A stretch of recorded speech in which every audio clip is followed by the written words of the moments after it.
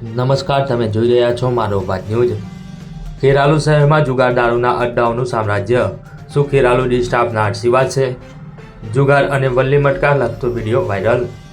ભાજપ, આપ અને કોંગ્રેસ નેતાઓ જુઓ, આ છે તમારું ખેરાલુ। ખેરાલુ શહેરમાં છેલ્લા થોડા સમયથી ગેરકાયદેસર ધંધાઓ જાણે ખુલ્લેઆમ જ રમવાની પરમિશન આપી હોય તેવું આ વિડીયો પરથી દેખાઈ રહ્યું છે। શહેરના વલ્લી મટકા, જુગાર, દારૂ અને હવે તો ગાંજાનો પણ વેપાર ખુલ્લામાં બિંદાસ્ત થઈ રહ્યો છે। મલેકવાડા સ્ટેશન વિસ્તાર ગેરકાયદેસર ધંધો બેફામ।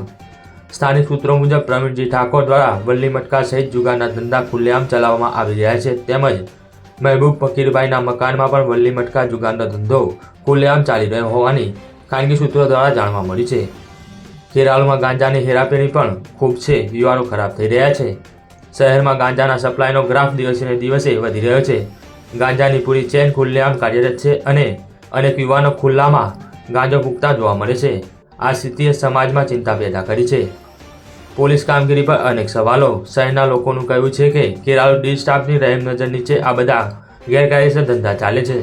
પોલીસે કોઈ કડક કાર્યવાહી નહીં કરતા ગેરકાયદેસર ધંધાર્થીઓનું મનોબળ વધુ ઊંચું થઈ રહ્યું છે। સ્થાનિક નાગરિકોમાં ભારે નારાજગી ફેલાય છે અને તેઓ માંગણી કરી રહ્યા છે કે આ તમામ ગેરકાયદેસર પ્રવૃત્તિઓ સામે તાત્કાલિક અને સખત કાર્યવાહી કરવી જોઈએ, જેથી શહેરને આ ગેરકાયદેસર જાળમાંથી મુક્ત કરી શકાય।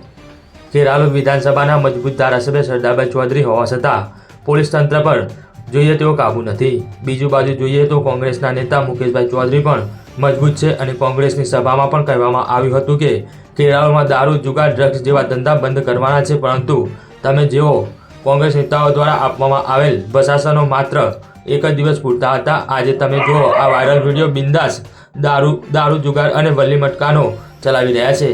આ છે ખેરાલુ શહેરની હકીકત। બોલો હવે શું કહેવું થાય છે તમારું ખેરાલુ પોલીસ માટે?